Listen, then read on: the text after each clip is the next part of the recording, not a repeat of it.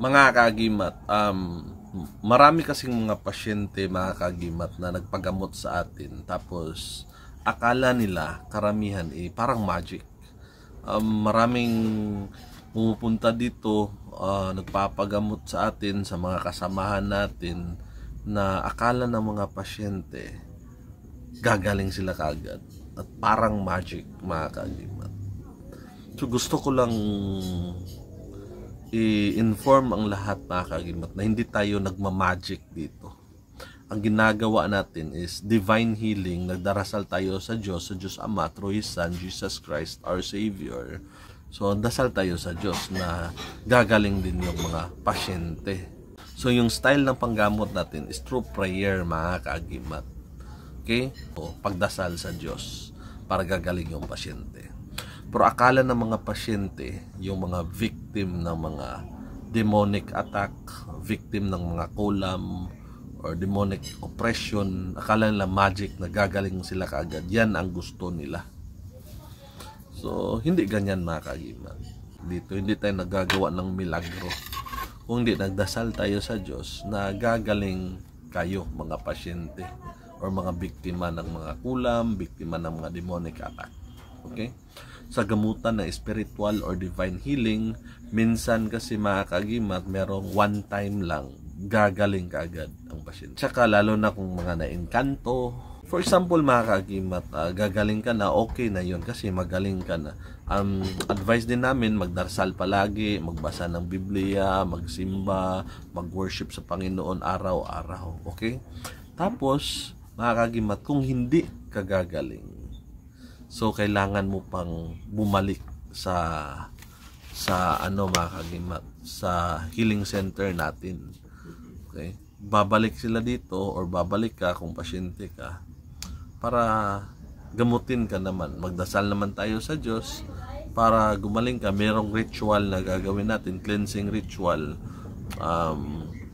Itanggalin yung mga negative sa katawan mo, yung mga demonyo, masamang spirito. Through prayer, mga kagimat, kailangan mawala lahat ng mga masamang spirito, mga demonyo sa katawan ng pasyente or katawan mo. Okay? Lalong-lalo na, mga kagimat, kung kulam.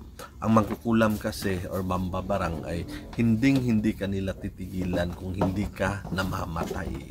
Atake sila ng atake, ritual ng ritual, gawa sila, tatawag sila ng maraming demonyo para atakihin ka, puntahan ka sa bahay nyo, guluhin yung isip mo, masyadong maraming dimalas ang nasa buhay mo, mga problemang darating sa buhay mo. Ganyan ang atake nila, mga kaagimat.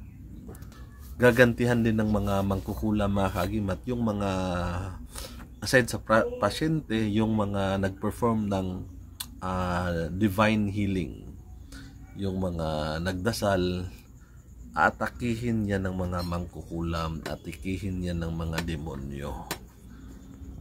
Yung nag-perform ng divine healing, mga kagimat, yung spiritual healer, ang ginagawa niya, dasal siya ng dasal sa Diyos para gagaling yung pasyente. Ang kapangyarihan ng prayer natin or ang ritual natin is galing sa Diyos at hindi sa atin. Hindi nang galing sa atin. Ang kapangyarihan, ang nagpapagaling ng pasyente ay ang Diyos Ama na sa langit, through His Son Jesus Christ, kasi si Jesus ang mediator natin. Mga kaagimat, kung ang mangkukulam ay hindi titigil sa pangkulam, hindi pa siya natalo, gaganti siya, yung pasyente, ikaw na pasyente ka, hindi ka pa gagaling agad. Kasi nakipaglaban pa yung mga kapangyarihan ng kampo ni Satanas, aatake pa.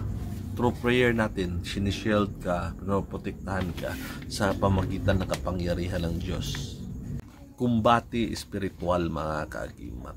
Matira ang matibay. Labanan ng mga between sa mga mangkukulam, mga kampo ng mga demonyo, at sa mga grupo ng Diyos Ama, mga divine healers, yung tao na nagdasal sa Diyos, naghingi ng tulong, awa, na protektahan tayo at makatulong sa kapwa-tao. Okay, mga kagimat, maglalaban-laban kung kung sino mananalo. But at the end of the day, palaging nanalo ang Diyos Ama. Kasi kung panalo ang mga demonyo, masamang spirito, naagaw na nila yung langit. Hanggang ngayon, hindi pa yan nila naagaw. Nasa lupa pa din sila. Kaya talo yan palagi ang mga mangkukulam. Talo palagi ang mga demonyo, masamang spirito. Talo yan. Hindi pa yan nananalo kailanman. Matatalo lang ang mga healer, mga kaagimat, kung ang taong nag-perform nito ay makasalanan. Merong mga kasalanan, hindi nagdarasal, na kulang pa yung kaalaman niya sa spiritual, matatalo siya. Kaya yung pasyente, mga kaagimat, ang pasyente, advice ko na magdarasal palagi, magsimba palagi, magbasa ng Biblia, iwasan magkasala. Mga ganyan, mga kaagimat, yan ang pinaka-importante para maligtas ka sa bakbakan sa mundo ng spiritual. Kung matalo na natin yung mangkukulam, mga kaagimat, ang mangkukulam ay posibleng manghina talaga, mawalan siya ng lakas, pwede siyang magkasakit, at pwede rin siyang, the worst, mamatay sila. At yung pasyente gagaling. So ganyan. So hindi madali, mga kaagimat, ang proseso. Hindi to magic. Akala ng iba magic, na hindi ka gagaling ngayon, hanap naman ng ibang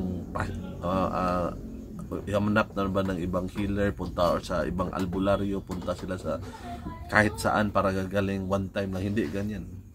Marami pang session ang darating or dadaan para gagaling ka. Kasi yung makukulam, kung hindi pa natin matalo, hindi pa tapos ang laban. Kailangan natin matalo yan.